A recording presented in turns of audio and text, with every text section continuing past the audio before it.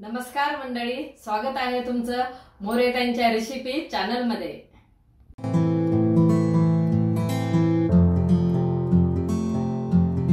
चला तर मग व्हिडिओमध्ये पुढे जाण्याआधी बेल आयकॉन दाबून चॅनलला सबस्क्राइब करा आणि सुरू करा मोरेताईंसोबत आजची ही चवदार रेसिपी बनवायला। चला तर मंडळी, आज आपण एक नवीन रेसिपी करणार आहे। आता श्रावण महिना सुरू झालेला आहे, तर गोडधोड काही असं पदार्थ बनतेतच। त्यापैकी मी आज ना तुम्हाला गुळाचा शिरा करून दाखवणार आहे। एक वाटी रवा घेतलेला आहे, गुळ घेतला एक वाटी, थोडे काजू घेतले, 2 विलायची, बदाम आणि अर्धी वाटी तूप घेतलं। गॅस पेटवून कढई ठेवलेली, कढई गरम झाली। आता आपण हे अर्धी वाटी तूप घेतलेलं ते टाकू। तूप गरम झाल्यावर रवा टाकू। रवा आहे ना मी असा जाड घेतलेला आहे, जाड याचा शिरा छान होतं। आता रवा टाकून घेऊ आपण। आता आपण रवा टाकून घेतलाय, तर रव्याला छान भाजून घेऊ।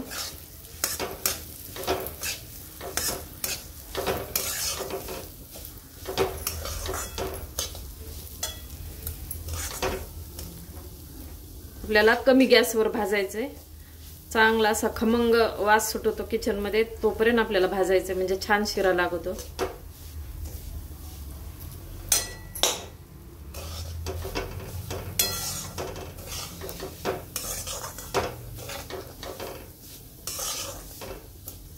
रवा भाजीपर्यंत ना 2 विलायची घेतलेल्या, काजू बदाम घेतले, त्याचे मी असे बारीक तुकडे करून ठेवते। थोडासा कलर बदललाय, पण आपल्याला अजून याला भाजायचंय, अजून काही वास येऊ लागला नाही, तर चांगला भाजून घेणार आहे।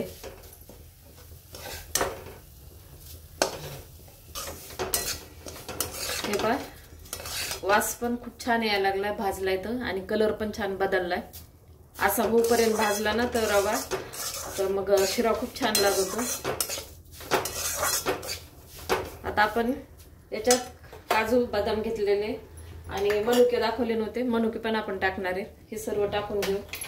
काजूचे असे बारीक तुकडे केले, विलायची, बदाम आणि मनुके पण टाकू। आता याला मिक्स करून घेऊ। मिक्स करून घेण्यापेक्षा थोडंसं हे पण भाजून निघते, तर याला आपण असं रव्यामध्ये मिक्स करून घेऊ।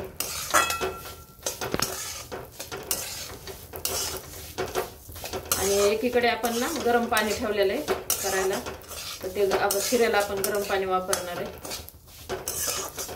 तुम्ही दूध पण वापरू शकता। आता हे पण याच्यात मिक्स झाले आणि थोडेसे भाजून पण निघले। आता आपण पाणी टाकू। आता आपण गरम पाणी केलेलं ते टाकून घेऊ।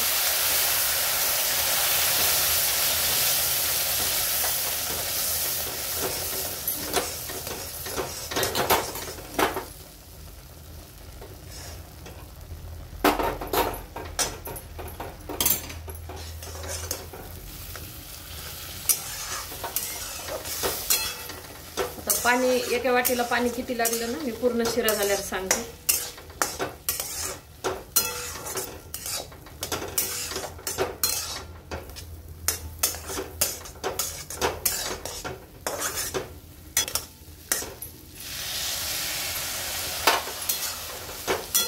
आता 2 वाट्या पूर्ण झालेल्या, 2 वाट्या पाणी टाकलं। आता आपण आधी ना गूळ टाकून घेणार आहे। आता आपण गूळ टाकून घेऊ।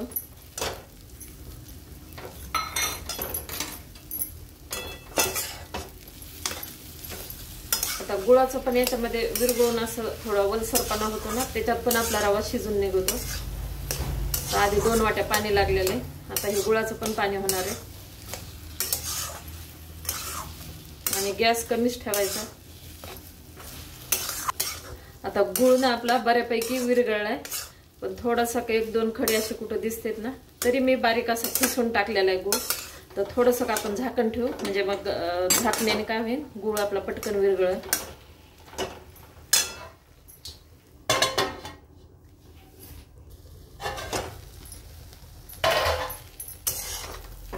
आपला शिरा तयार आहे आणि एकदम मोकळा मोकळा सुटसुटीत झालाय मस्त. गूळ सगळं विरघळलाय, छान झालेला आहे. गॅस बंद करते आणि काढून घेते. तर आता श्रावण महिना सुरू आहे ना, तर आपण देवाला नैवेद्य काहीतरी गोडाचाच असतो ना, त्या निमित्ताने आता मी हा शिरा केलेला आहे. तुम्ही नक्की एकदा गुळाचा शिरा असा करून पहा, खूप छान लागतो खायला पण. आता काढून घेते मी.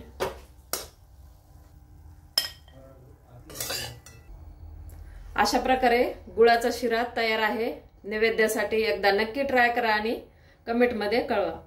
तुम्हाला हा व्हिडिओ आवडला असेल तर लाईक करा आणि अशाच प्रकारच्या चवदार आणि चमचमीत रेसिपीसाठी सबस्क्राईब करा आणि कमेंटमध्ये कळवा तुम्हाला कोणत्या रेसिपीज बघायला आवडतील.